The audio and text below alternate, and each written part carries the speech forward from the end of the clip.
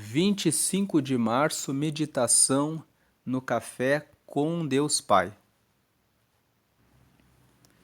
A mensagem de hoje é além das adversidades. Vamos ler aqui a mensagem de hoje. Tendo, pois, Davi servido ao propósito de Deus em sua geração, adormeceu. Foi sepultado com os seus antepassados e seu corpo se decompôs. Atos capítulo 13, versículo 36. Esse texto aqui é um trecho em que Paulo estava numa sinagoga fazendo comentários para os ouvintes que estavam ali naquele culto, naquele dia. E Paulo, de acordo com, se você abrir a Bíblia, no livro de Atos, no capítulo 13, você vai ver que Paulo tinha chegado numa cidade chamada Antioquia. E quando ele chegou ali, a pessoa responsável pelo culto disse assim: alguém aqui tem uma palavra? Paulo se levantou e disse: eu tenho. E ele foi até o altar e ele começou a pregar. E quando ele começou a pregar, Paulo começou a falar a respeito de Jesus. E começou a dizer que Jesus estava vivo e que Jesus gostaria de fazer uma transformação na vida das pessoas ali.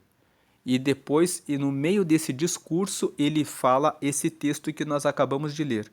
Paulo fala assim: tendo, pois, Davi servido ao propósito de Deus em sua geração, adormeceu, foi sepultado com seus antepassados e seu corpo se decompôs. O que Paulo estava dizendo para as pessoas que estavam escutando aquela mensagem era o seguinte: o nosso rei de Israel, que foi Davi, na época em que ele estava vivo, ele serviu ao propósito de Deus. Ele conseguiu cumprir o propósito para o qual Deus o chamou, para o qual Deus o designou. Todos nós conhecemos a história do rei Davi. Todos nós sabemos que ele é conhecido porque ele derrubou o gigante Golias com uma funda e com uma pedra, que ele acertou sobre Golias e que atingiu a testa de Golias e que derrubou aquele gigante e que deu a vitória para o seu povo. Aquele gigante fazia parte do povo filisteu e o povo filisteu foi até o povo de Israel, colocaram Golias e Golias ficou 40 dias dizendo: se vocês têm algum guerreiro para colocar na minha frente, tragam esse guerreiro para lutar contra mim, e se ele me derrotar, nós seremos seus escravos. Mas se vocês não tiverem nenhum guerreiro para lutar contra mim, então vocês serão os nossos escravos. Durante 40 dias, aquele gigante estava fazendo aquele desafio. E Davi foi aquele que foi até esse gigante e derrubou aquele gigante e trouxe vitória para o povo de Israel. E Paulo estava fazendo esse comentário para aqueles ouvintes que estavam escutando aquele culto naquela manhã. E ele disse: Davi, quando ele serviu a Deus no tempo dele, ele adormeceu. Mas Jesus não adormeceu. Jesus está vivo e deseja que cada um de vocês consiga realizar o propósito que Deus tem para a vida de cada um de vocês. Então, feita essa apresentação, vamos à leitura aqui da mensagem de hoje. Antes de ser o notável rei de Israel, Davi era aquele menino que cuidava das poucas ovelhas de seu pai. E neste lugar, ele não era reconhecido pelas pessoas, nem mesmo por sua família, pois no dia em que o profeta Samuel foi até a casa de seu pai com a missão de ungir o próximo rei de Israel, seu pai Jessé apresentou ao profeta todos os seus irmãos, mas não se lembrou de Davi, só vindo a ser chamado quando Samuel questionou se todos os filhos estavam presentes. Vamos aqui fazer a leitura de um texto de 1 Samuel capítulo 16. Aqui na Bíblia, 1 Samuel capítulo 16 nos diz o seguinte, a partir do versículo 2. Samuel, porém, disse: Como poderei ir? Saul saberá disto e me matará. O Senhor disse: Leve um novilho com você e diga que foi sacrificar ao Senhor. Versículo 3: Convide Jessé para o sacrifício e eu lhe mostrarei o que fazer. Você irá ungir para mim aquele que eu indicar. Versículo 4: Samuel fez o que o Senhor disse. Quando chegou a Belém, as autoridades da cidade foram encontrar-se com ele tremendo e perguntaram: Você vem em paz? Versículo 5: Respondeu Samuel: Sim, venho em paz. Vim sacrificar ao Senhor. Consagrem-se e venham ao sacrifício comigo. Então ele consagrou Jessé e os filhos dele e os convidou para o sacrifício. Versículo 6. Quando chegaram, Samuel viu Eliabe e pensou: com certeza este aqui é o que o Senhor quer ungir. Versículo 7. O Senhor, contudo, disse a Samuel: Não considere a sua aparência, nem sua altura, pois eu o rejeitei. O Senhor não vê como o homem vê a aparência, mas o Senhor vê o coração. 8. Então Jessé chamou Abinadab e o levou a Samuel. Ele, porém, disse: O Senhor também não escolheu a este. Versículo 9. Então Jessé levou Samá a Samuel, mas este disse: Também não foi este que o Senhor escolheu. Versículo 10. Jessé levou a Samuel 7 de seus filhos, mas Samuel lhe disse: O Senhor não escolheu nenhum destes. Versículo 11. Então perguntou a Jessé: Estes são todos os filhos que você tem? Jessé respondeu: Ainda tenho o caçula, mas ele está cuidando das ovelhas. Samuel disse: Traga-o aqui. Não nos sentaremos para comer até que ele chegue. Versículo 12. Então Jessé mandou chamá-lo e ele veio. Ele era ruivo, de belos olhos e boa aparência.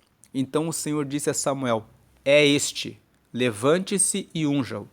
Versículo 13. Samuel então apanhou o chifre cheio de óleo e o ungiu na presença de seus irmãos. E a partir daquele dia, o Espírito do Senhor apoderou-se de Davi.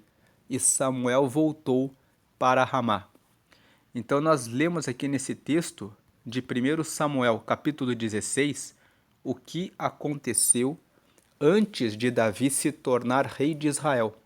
O profeta Samuel veio até a cidade de Belém, procurou a família de Jessé, porque Deus disse para Samuel: vá até Belém, vá na casa de Jessé, porque lá estará o futuro rei de Israel e você o ungirá. Pelo que nós lemos aqui, nós vemos que quando Samuel chegou na cidade de Belém, as autoridades receberam Samuel tremendo. Por que que eles receberam Samuel tremendo? Porque Samuel era o juiz de Israel naquele tempo. Ele era o sacerdote. Ele era uma pessoa de alto respeito naquele lugar. Então, quando vinha o profeta na cidade, as pessoas falavam: será que aconteceu alguma coisa? Então as autoridades perguntaram: a sua vinda é de paz? E Samuel disse: sim, não existe nenhum problema, está tudo tranquilo. Eu só vim aqui para sacrificar a Deus. Então ele pegou a família de Jessé, como nós acabamos de ler aqui no texto, e os levou para cumprir o propósito que Deus tinha ordenado a ele, ungir o futuro rei.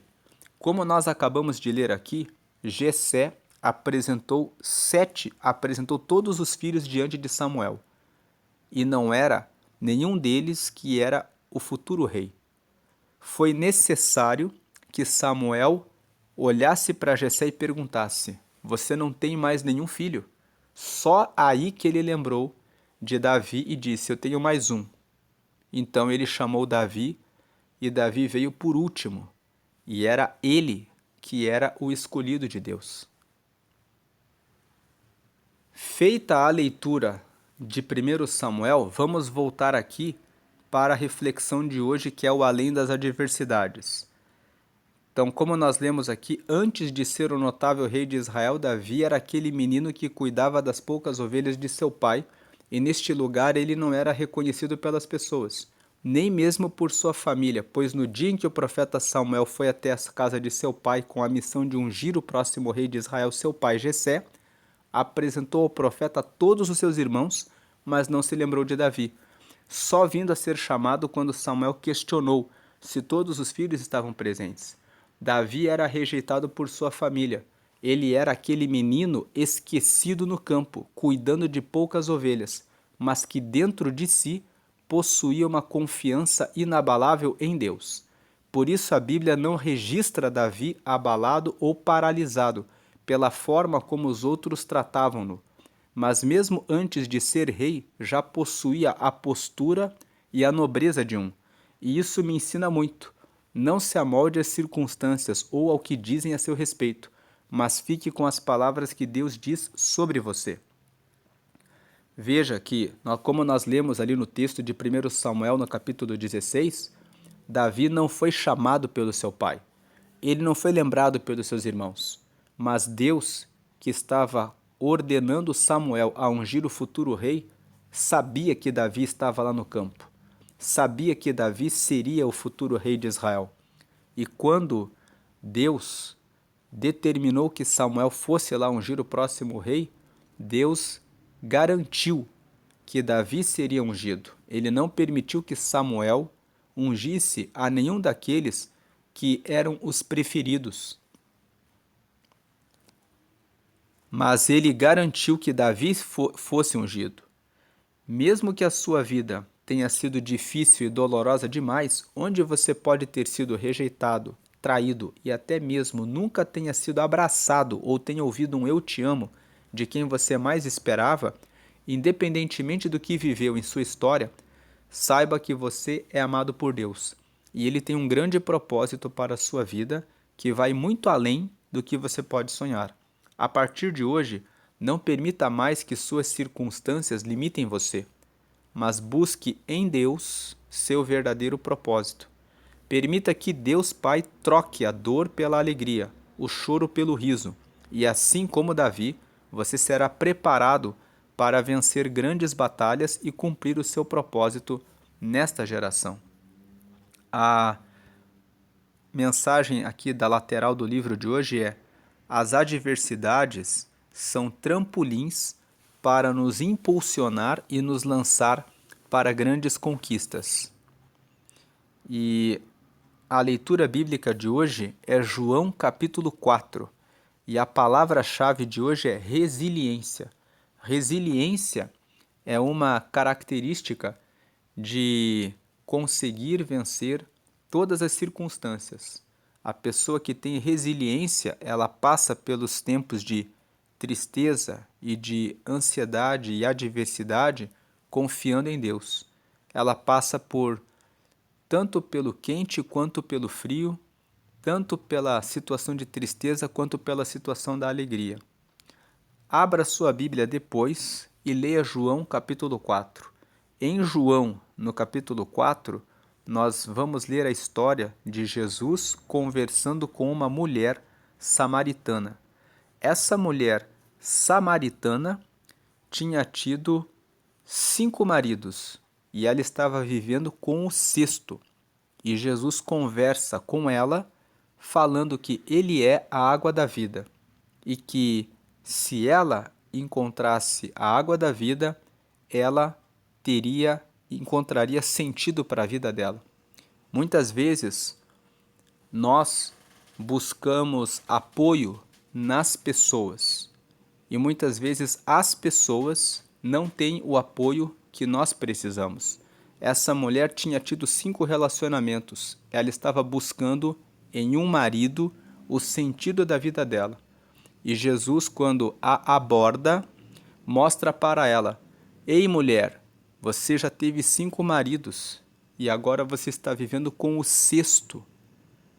E nenhuma dessas pessoas conseguiu ocupar e preencher o seu vazio. Mas eu quero falar a você a respeito da água da vida. que se você beber dessa água da vida, você nunca mais terá sede. Em outras palavras, você terá satisfação na vida. E é isso que muitas vezes falta para que nós possamos cumprir o nosso propósito. Muitas vezes nós estamos esperando o apoio de alguém que nunca virá, porque esse alguém que nós estamos esperando que nos apoie, na verdade, não deposita confiança de que podemos fazer mais. E isso aconteceu com Davi também. O pai dele olhava para ele como o caçula, como aquele que não tem valor, como aquele que não tem capacidade, condição de fazer alguma coisa. E por isso, quando ele recebeu a visita do profeta Samuel, ele nem sequer pensou em chamar Davi. Ele chamou todos os filhos, mas ele não chamou Davi porque pensou: é o caçula, ele não faz diferença. Mas Deus não olhou para Davi dessa forma. Deus olhava Davi como aquele que todos consideravam o caçula, e Deus olhava nele um gigante. Olhava nele aquele que derrubaria o gigante Golias, que traria a vitória para o povo de Israel e que depois se tornaria o futuro rei da nação. Durante o tempo em que ele esteve vivo, ele conseguiu cumprir o propósito de Deus. Mas ele conseguiu cumprir o propósito porque ele nunca se importou com o que o pai dele e com o que os irmãos dele faziam com ele.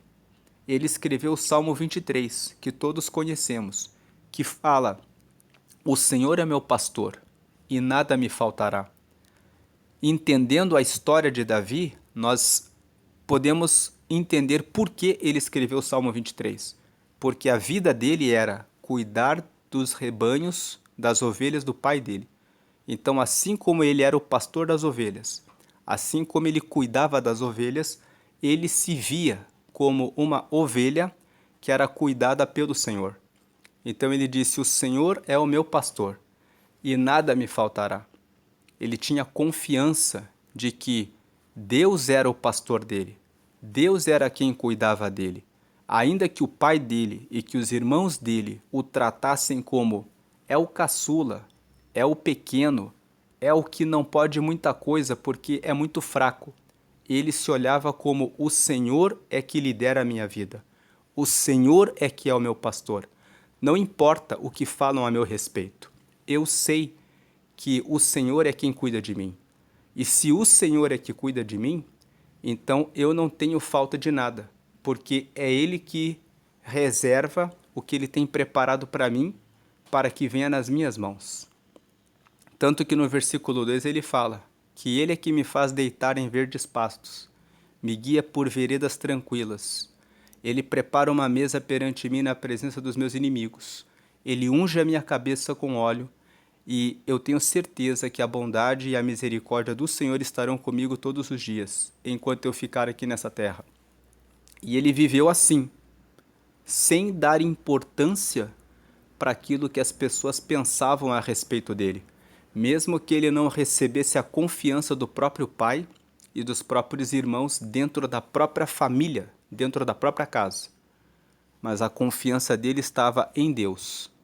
O que Deus tem reservado para mim e reservado para você, que muitas vezes nós não estamos fazendo porque nós ficamos prestando atenção ao que estão falando a nosso respeito. Essa é a reflexão de hoje. O convite de hoje é para ir além das adversidades. Como ele colocou aqui o pastor Júnior Rostirola, que a palavra de hoje é resiliência. Resiliência, a capacidade de passar pelo quente e pelo frio, por todas as situações. E a leitura bíblica de hoje, quando é João 4, traz a história de uma mulher que estava buscando preencher e ocupar o seu vazio em um marido. E o fato dela ter tido 5 maridos e depois estar com o 6º, significa que ela não conseguiu encontrar o apoio em um marido. E Jesus vem e diz para ela: ei, mulher, não está nisso. Está em você encontrar a água da vida. A água da vida é Jesus. Beber da água da vida é beber daquilo que Deus tem reservado para mim e para você. Então, vá além das adversidades. Ao invés de ficar esperando o apoio da família, ao invés de ficar esperando o apoio de um marido, ou às vezes de uma esposa, ou às vezes de alguém, confie em Deus. Porque Davi fez isso. Ele disse: "O Senhor é meu pastor, nada me faltará." E ele conseguiu cumprir o propósito de Deus na geração dele e morrer tendo cumprido o propósito dele. Então a mensagem é: em Deus nós podemos descobrir o propósito e em Deus nós podemos realizar o propósito que Ele tem para a nossa vida. Deus abençoe a sua vida grandemente, hoje e sempre. Amém.